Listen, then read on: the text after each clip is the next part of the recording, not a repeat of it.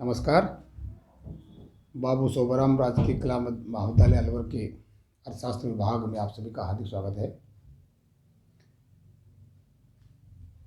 राजर्षि भर्तृहरि मत्स्य विश्वविद्यालय के पाठ्यक्रम के अनुसार बीए पार्ट फर्स्ट इकोनॉमिक्स के अंतर्गत हम केंद्रीय प्रवृत्ति की माप या स्टैटिस्टिक्स का जो पोर्शन था हमारे सांख्यिकी का, समांतर माध्य, मध्यकर, बहुलक, मीन मोड, मीडियन, कि इसका हम अध्ययन कर रहे थे। तो मैंने कहा कि मैं आपको जो सवाल बताऊंगा बिल्कुल इनिशियल स्टेज कि स्तर के हिसाब से आपके बीए पार्ट फर्स्ट के जो पाठ्यक्रम के अनुसार जो उचित हैं या इनिशियल स्टेज के आधार पर, जिससे कि आपको आगे दिक्कत नहीं आएगी।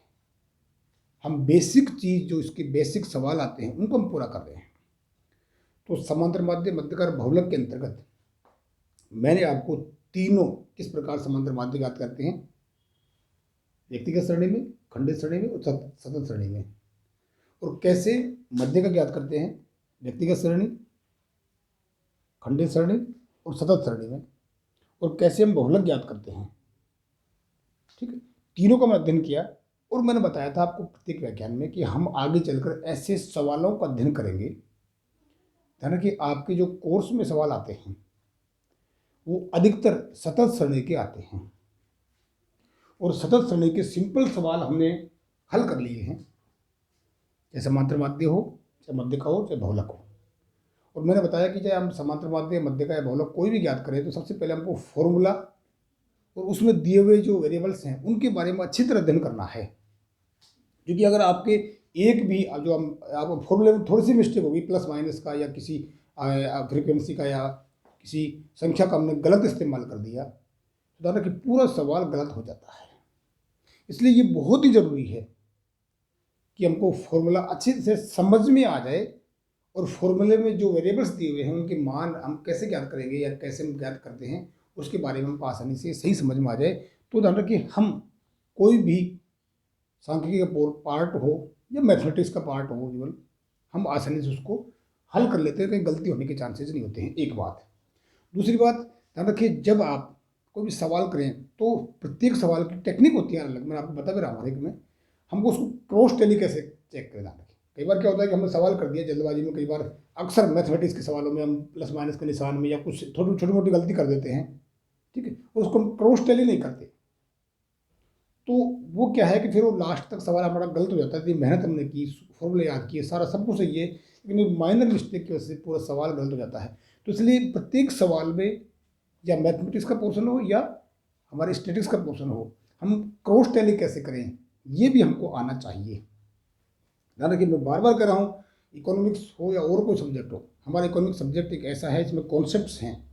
मैंने कहा कि कला संकाय के अंतर्गत सबसे आसान सब्जेक्ट है। क्यों? क्योंकि इसमें कॉन्सेप्ट हैं और कॉन्सेप्ट की भी एक स्टेज है। ध्यान रखिए, हम इनिशियल स्टेज से, बेसिक कॉन्सेप्ट से नीचे से हम सही ढंग से आगे चलेंगे तो हमको कहीं दिक्कत नहीं आएगी। हम स्टेप बाय स्टेप आगे बढ़ते जाएंगे। अब इकोनॉमिक्स जो आप पढ़ोगे, मैं आपको दावे के साथ कह रहा हूँ कि आपका इंटरेस्ट बढ़ता जाएगा इकोनॉमिक्स में। और बार बार कह रहा हूँ कि कला संकाय के अंतर्गत, बिल्कुल दावे के साथ कह रहा हूँ, कला संकाय के अंतर्गत आपको जो अर्थशास्त्र है उस सारे सब्जेक्ट में सबसे अच्छा सब्जेक्ट है। क्यों? क्योंकि इसमें हम स्टैटिस्टिक्स ही पढ़ते हैं, सांख्यिकी जिसे हम कहते हैं, आंकड़ों, स्टडी से पढ़ते हैं हम। इसमें मैथमेटिक्स ही पढ़ते हैं, इसमें हम डायग्राम भी देखते हैं, इसमें हम तालिका भी देखते हैं और विभिन्न प्रकार के जो डायग्राम हैं वो हम बनाते हैं। ध्यान रखिए, और थ्योरेटिकल पोर्शन भी हमारा, इसमें कॉन्सेप्ट भी है हमारी, और करंट जिसमें राजस्थान की अर्थव्यवस्था है, भारतीय अर्थव्यवस्था है, इनके बारे में भी हम अध्ययन करते हैं।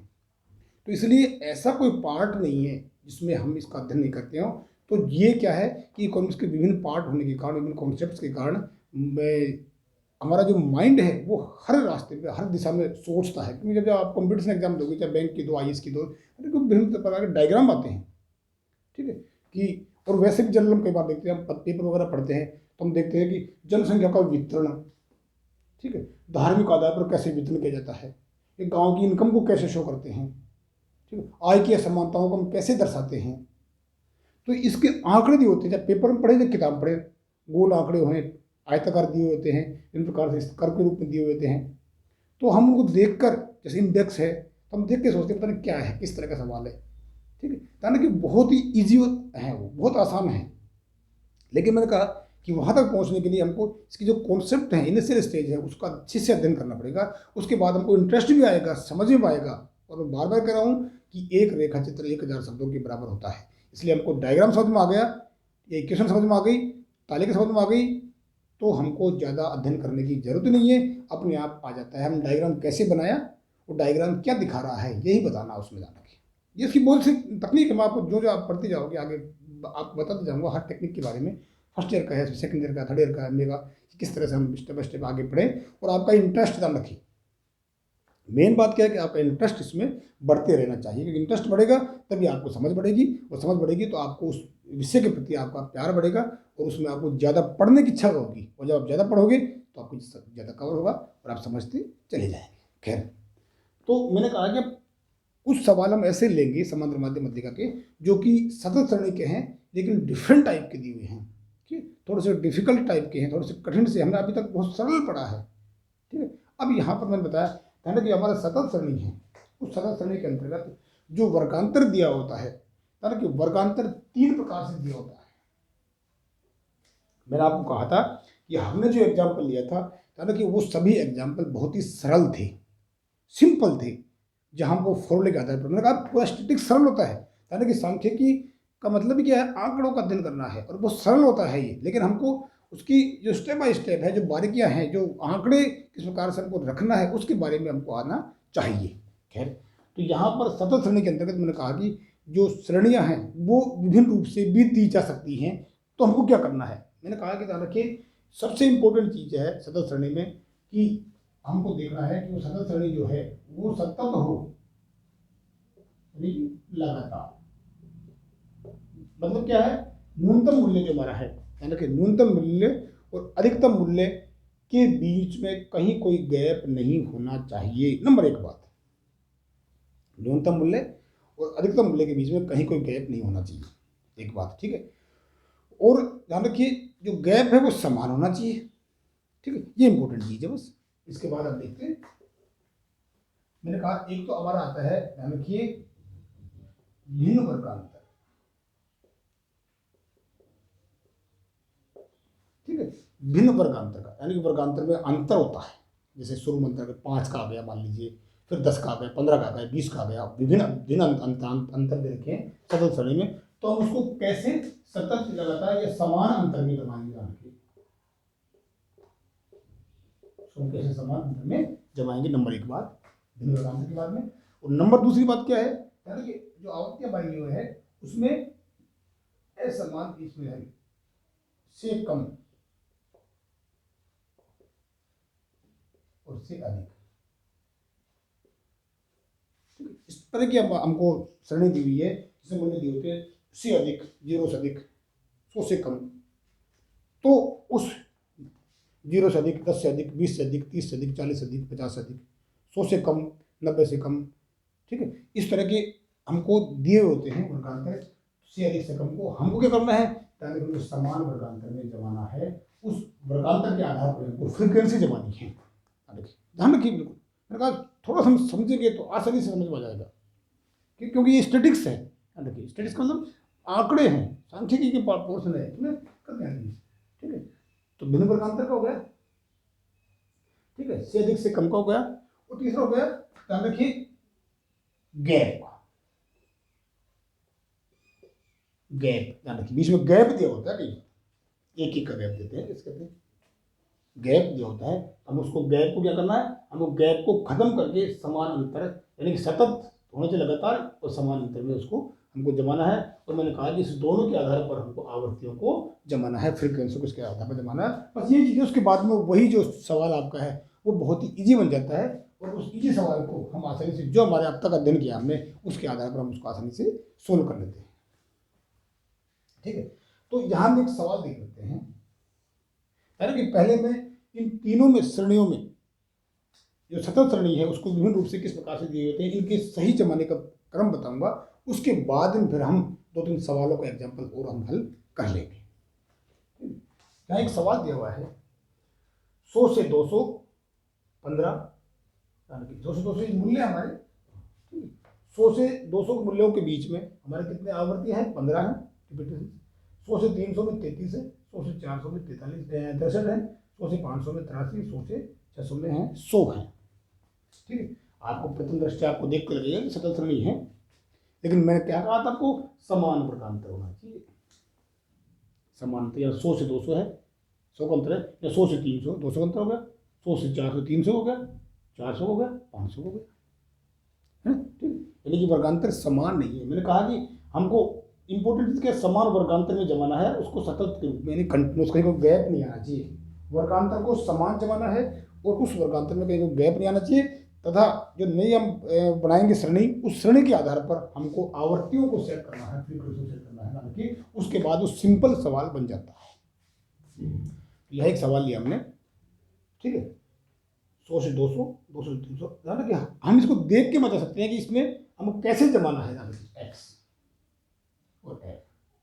ठीक है, एक्स का मतलब क्या हमारा वर्गांतर है, और वर्गांतर, अब यही वर्गांतर है, हम कैसे कैसे जमाएंगे, ध्यान रखिए हम इसको जमाएंगे 100 से 200, 200 से 300, 300 से 400, 400 से 500, 500 से 600। ठीक, मैंने कहा सतत तो लगातार होगा, वर्गांतर समान होगा। 100 से 200, 200 से 300, 300 से 400, 400 से 500, 500 से 600, यानी 100 से स्टार्ट है मिनिमम मूल्य, और मैक्सिमम मूल्य हमारा 600 है। मैंने बताया कि न्यूनतम मूल्य से आपको लिखवाया था, न्यूनतम मूल्य से अधिकतम मूल्य के बीच में गैप नहीं होना चाहिए, और प्रत्येक श्रेणी में यानी समान वर्गांतर होना चाहिए। दो बात आपको इंपॉर्टेंट ध्यान रखनी है, क्लियर है।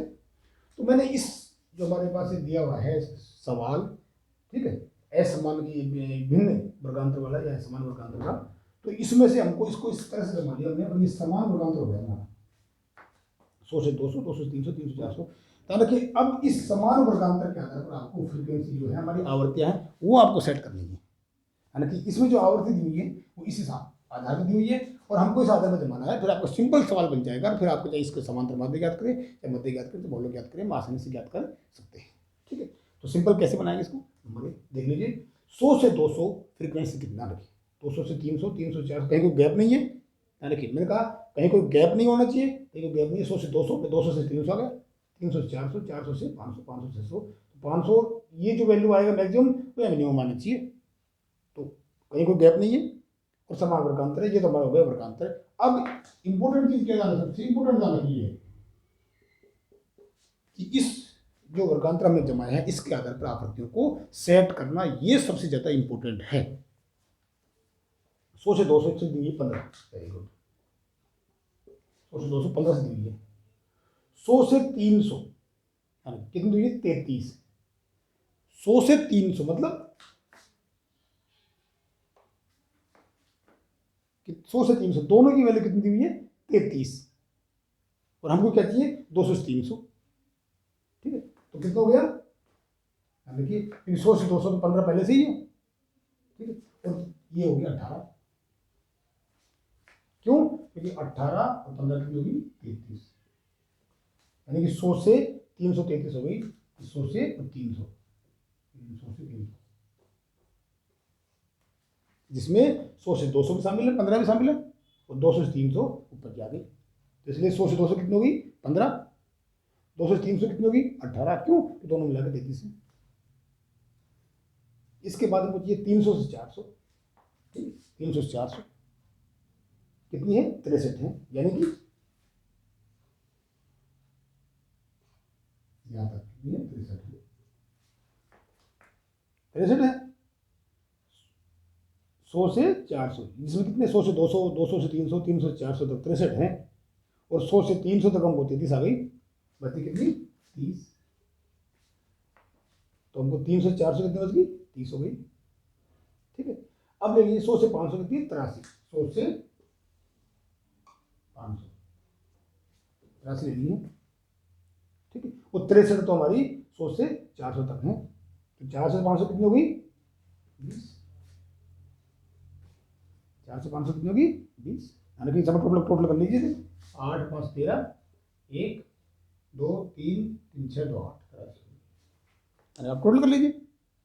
83 जो थी 100 से 500 तक थी, यानी कि 100 से यहाँ तक 583 होगी, देख लीजिए 83, और हमको चाहिए 400 से 500 तो 20 हो गई। अब चाहिए हमको 500 से 600, टोटल तो कितनी है ये 100 से 600, 100 है। 100 से 600 कितनी है 600, हमको कितनी चाहिए 100 से 500 से 600, 500 तक कितनी है 83, तो कितनी बचती बाकी उसकी 17। ठीक है, और ध्यान रखिए ये हमने फ्रीक्वेंसी निकाल ली इस नए वर्गांतर के आधार पर। ध्यान रखिए ये हमने फ्रीक्वेंसी जो हमने निकाली, ध्यान रखिए ये नए वर्गांतर के आधार पर फ्रीक्वेंसी निकाली जो हमने सेट किया है। और मैंने बताया था वो सुनी कि हम क्रॉस टेलीग्राम कर सकते हैं। क्रॉस टेली कैसे करेंगे, यानी कि इस पूरी के अंतर्गत कहीं हमसे गलती तो नहीं होगी। ध्यान रखिए वर्गांतर जब मैंने कहा कि यहाँ तक इम्पोर्टेंट है, यहाँ तक ही इम्पोर्टेंट है, कहीं कोई गलती तो नहीं होगी। ध्यान रखिए हम कैसे चेक करेंगे इसको मैं बता देता हूँ। ठीक है, और इन सबका टोटल कर लेंगे फ्रीक्वेंसी का, कितना आएगा 100 आएगा। क्यों 100 से 600 कितनी है 100 है, 100 से 600 पूरी यहाँ से 100 तो मिनिमम है और 600 मैक्सिमम है।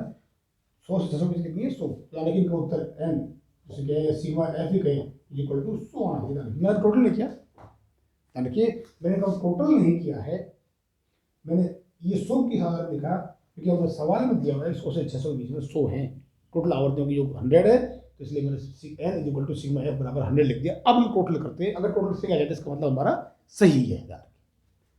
8 5 13, ठीक है 13 और 7 20, 0 हासिल 2 3 4 7 9 1 10 इक्वल टू 100 बराबर राइट है हमारा, ये हमारा सही है। आप इसको निकाल देंगे। तो हमने जाना कि इस वर्गांतर से जो हमारा वर्गांतर था, इस वर्गांतर से हमने ऐसे जमा लिया, हमारा राइट ये तो सही जम गया। ध्यान रखिए समान वर्गांतर हो गया और सतत वर्गांतर हो गया, और इसके आधार पर हमने फ्रीक्वेंसी सेट कर ली। अब आसानी से आप चाहे मंत्र मध्य याद करो, चाहे मध्य याद करो, चाहे मौलिक याद करो, आसानी से याद कर सकते हैं। ठीक है, तो ये हमारा ये भिन्न वर्गांतर किस प्रकार से जमाते हैं, इसको और एग्जाम्पल हम देंगे। बाकी ध्यान रखिए लास्ट में फिर हम और एग्जाम्पल लेके फिर हम समांतर माध्यम मध्य का बहुलक तो याद करना आता है। इसमें यही इंपॉर्टेंट है कि इस भिन्न वर्गांतर वाली, असमान वर्गांतर वाली, से अधिक से कम वाली या गैप वाली श्रेणी को हम कैसे सेट करते हैं। ठीक है, थैंक यू।